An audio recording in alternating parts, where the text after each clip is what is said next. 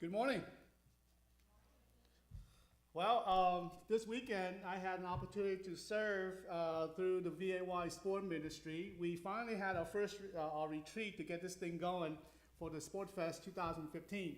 And it was great to see all my brother and sister again over the weekend. And we had a full Friday night intense session of looking back at 2014. And then this whole day yesterday we were planning ahead for 2015. And I share with my staff, and I said, we only have a 4-day windows to make an impact or to serve our community. So we have to seize that opportunity, seize the opportunity to serve, but with a attitude of compassion and love. This morning, I want to for us to look at, my topic this morning is seizing the opportunity. We all know about the story about the Good Samaritan. But there are 3 attitudes in there that we want to learn this morning. We all, whether you like it or not, you are serving somebody each day of your life, right? As a parent, you serve your family. You cook. You serve your family with food. As a brother and sister, you serve each other. If you go to work, you are serving. So we are serving every single day of our life. The question is, are we self-serving or are we serving with a compassionate heart? I came across this story. I don't know if you guys remember. This might maybe some of the older people may remember, but way back when, in the 1970, 80, where they have self-service gas station. You guys, I'm pretty sure you young people don't remember the full service gas station. Full service gas station. When you come in and they actually pull up the hood, they check your oil and they check your tire for free, right?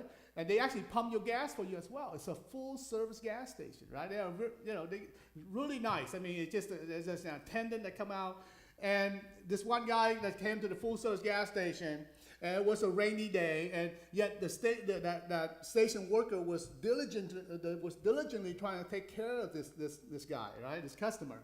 He was so impressed and by the first-class treatment and fully understood the reason when he read the sign at the front door of the gas station. There's a sign that said, "Why customer quit?" Right? Why customer quit coming to the gas station?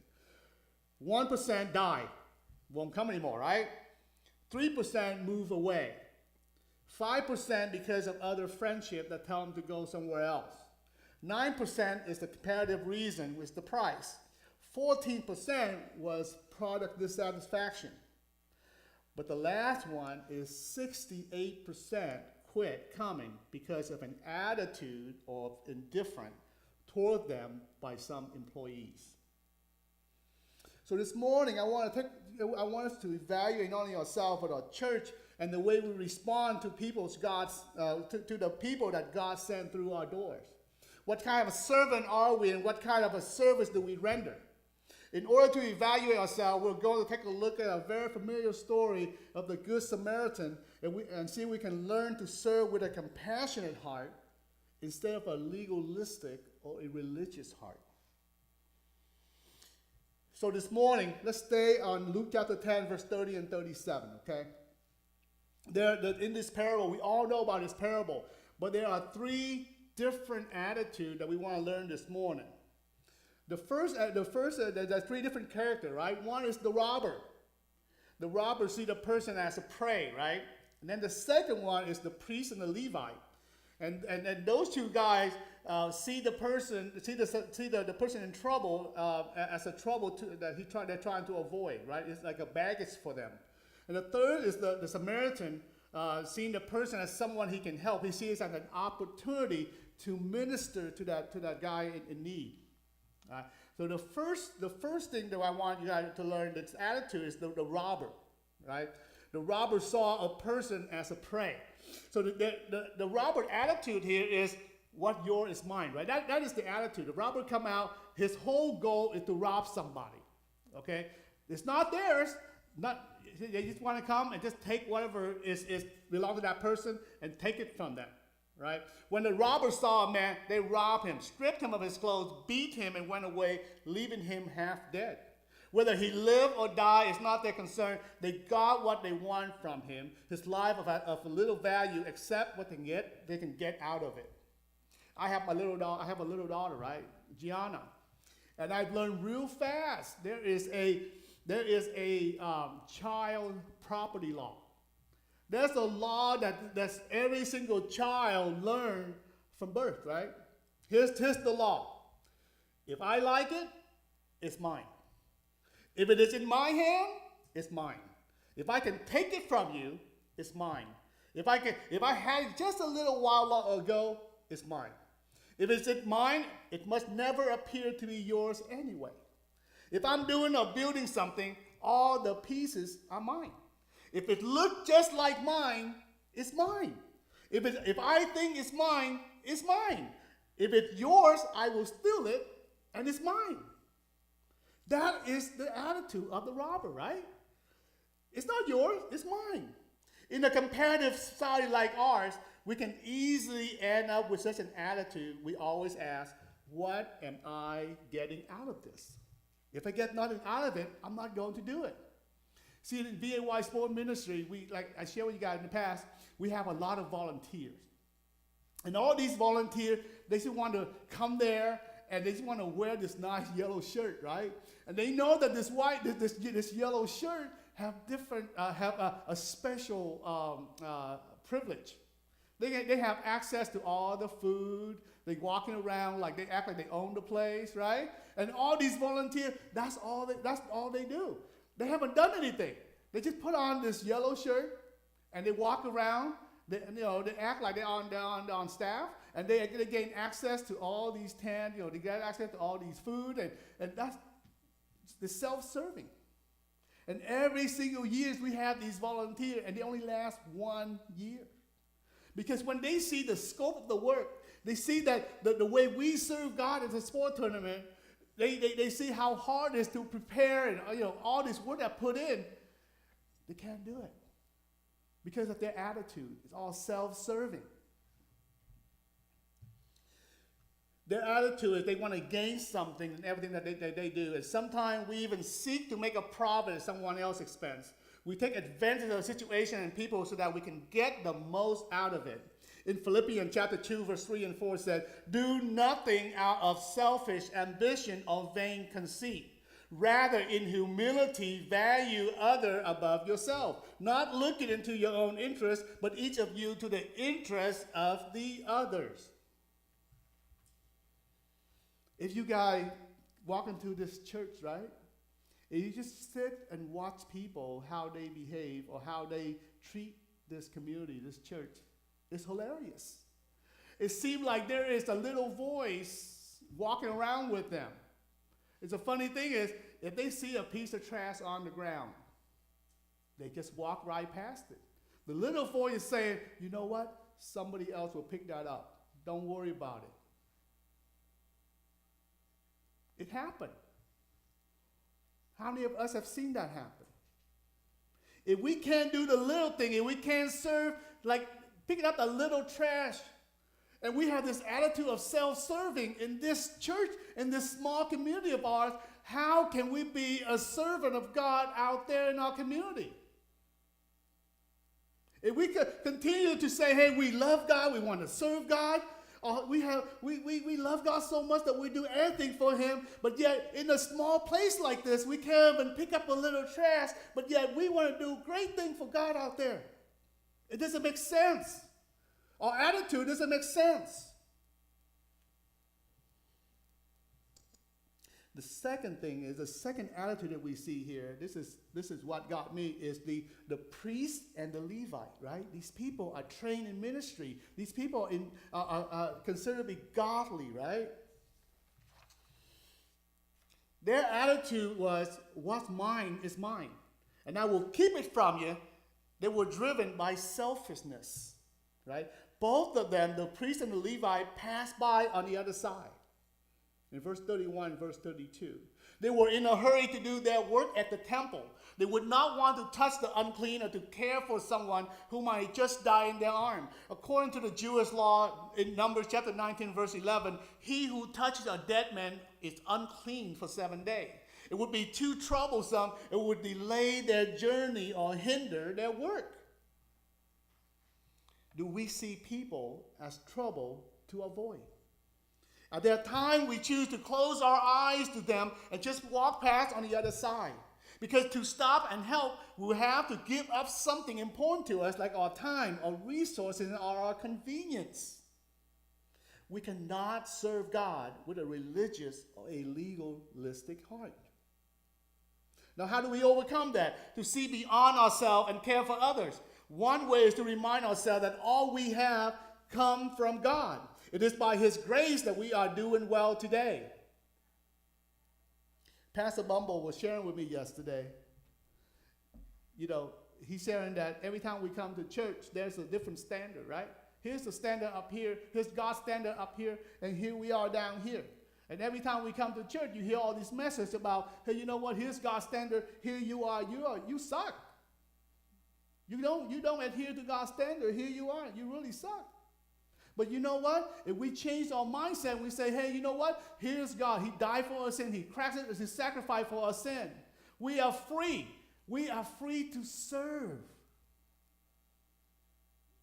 How many of you gone to Costco? Right? We all love Costco, right? Free food, man, right? Free sample, right? We all went to Costco, and when you see a long line, it's always about free food, right? People are actually stopping in the middle, and they just stand there and wait for the food to cook, and they grab the free sample. And then in Costco, there's also a booth for the DirecTV. Do you see a long line of DirecTV? No, right? But everything that is free food, there's a long line. In this church, we also have a booth. It's free, a free to serve booth. How many of us are going to line up in that booth and serve freely?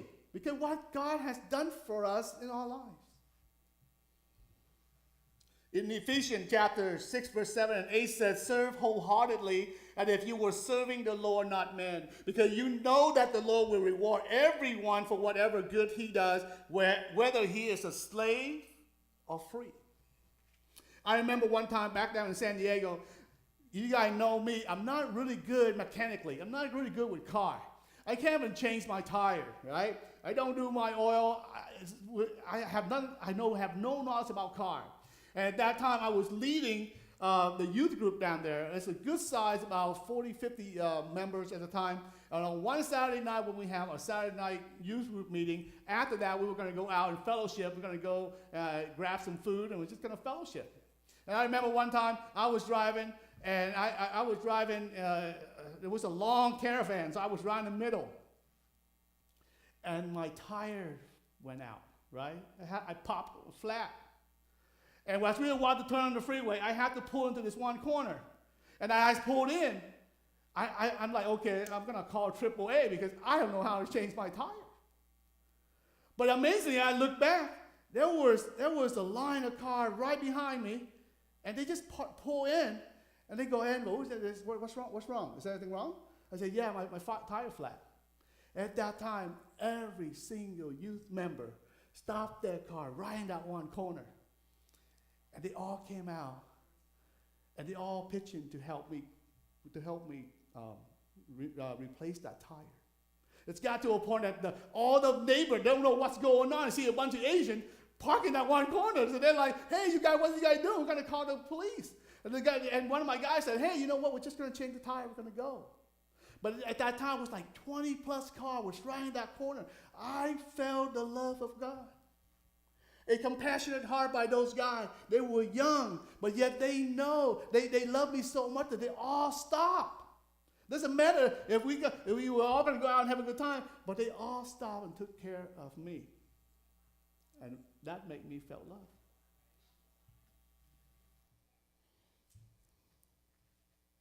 See, we all have that gift to serve, but are we using it and we use it effectively.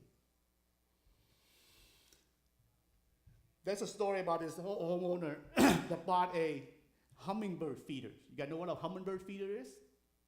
There's a little red tube with a, they put sugar water in there so the hummingbird will come and just drink those sugar water. And those bird feeder, they have 4 different holes. And if you watch them closely, you're going to see that the first hummingbird that get there own that little feeders. And every single bird that fly in and want to drink the sugar water, the bird that got there first will fight to death and will chase those birds away without having, there's 4 different feeders. They all can share.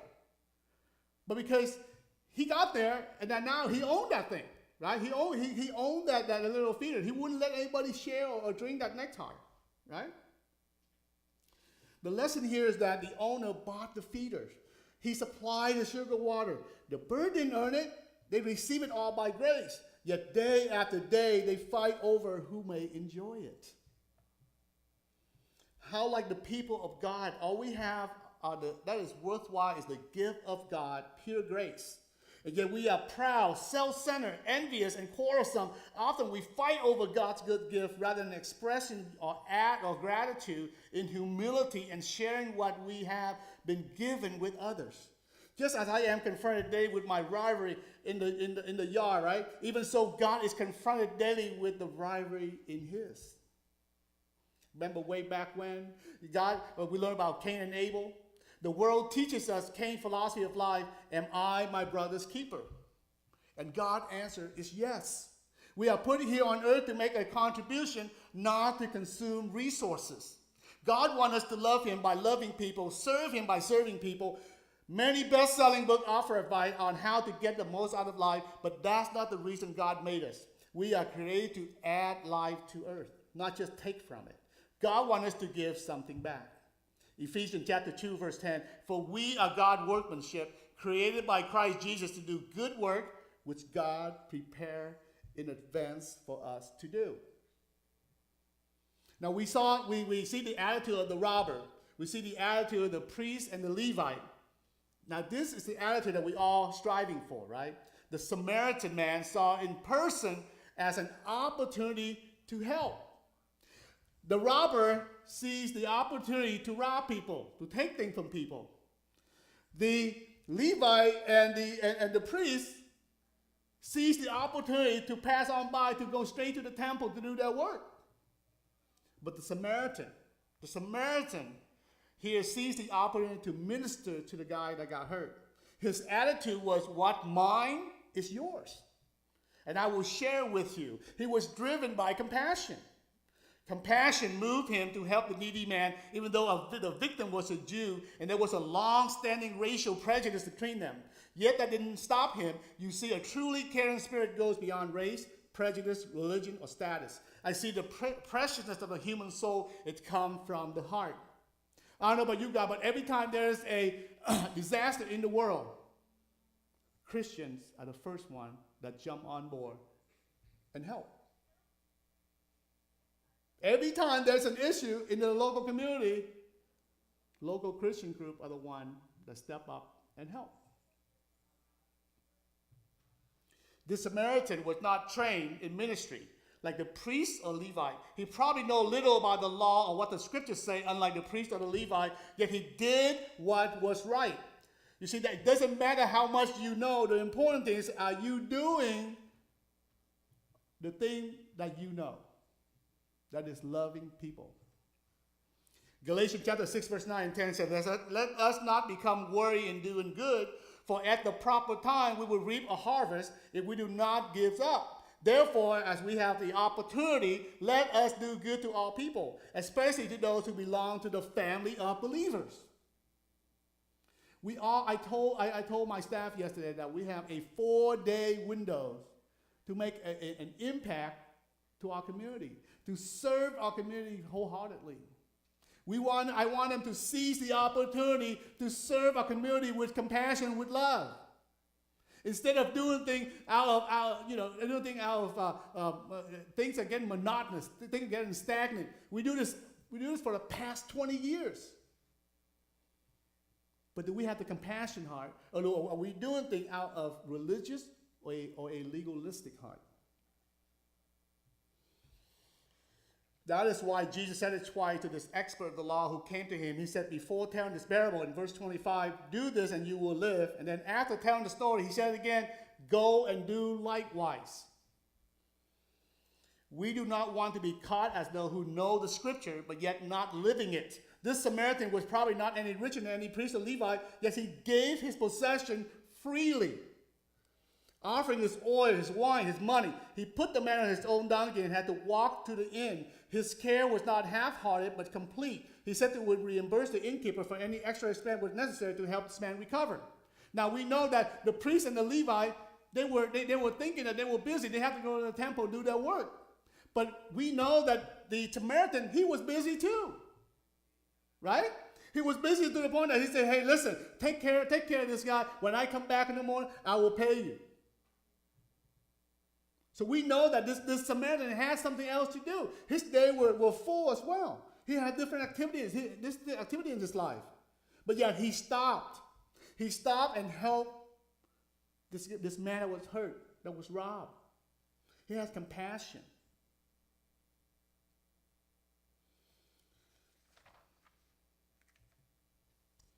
All of us need the Samaritan view of life. And we are our brother's keeper. No one is less important than us. We all have something to offer because God has given us something to give. Jesus wants us to go and do likewise. Be a good Samaritan and practice to love the love of God. This starts with a compassionate heart.